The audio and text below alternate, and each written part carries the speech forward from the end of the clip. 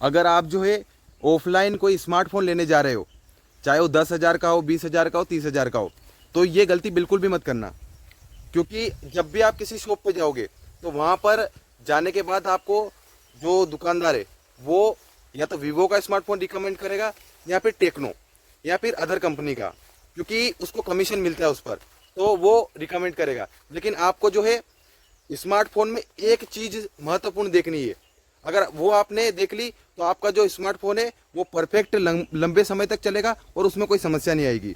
मैं बात कर रहा हूँ स्मार्टफोन के प्रोसेसर के बारे में, क्योंकि जिस प्रकार एक गाड़ी में सबसे इम्पोर्टेंट पार्ट उसका इंजन होता है, एक मनुष्य में सबसे इम्पोर्टेंट पार्ट उसका मस्तिष्क होता है, उसी प्रकार से एक स्मार्टफोन में सबसे इम्पोर्टेंट पार्ट जो है वो प्रोसेसर होता है। तो आपको एक अच्छा प्रोसेसर देख करके स्मार्टफोन लेना है, ना कि आपको डिस्प्ले, बैटरी या फिर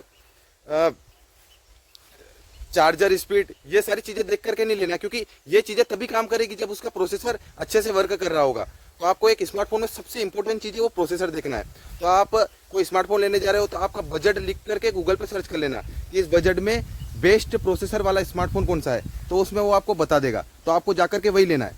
वरना दुकानदार तो आपको किसी वीवो या फिर ऐसी कंपनी का जो है स्मार्टफोन बताएंगे, क्योंकि उनको कमीशन मिलती है।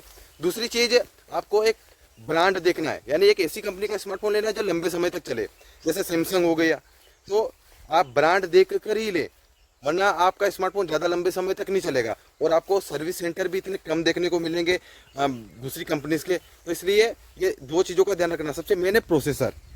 ठीक है।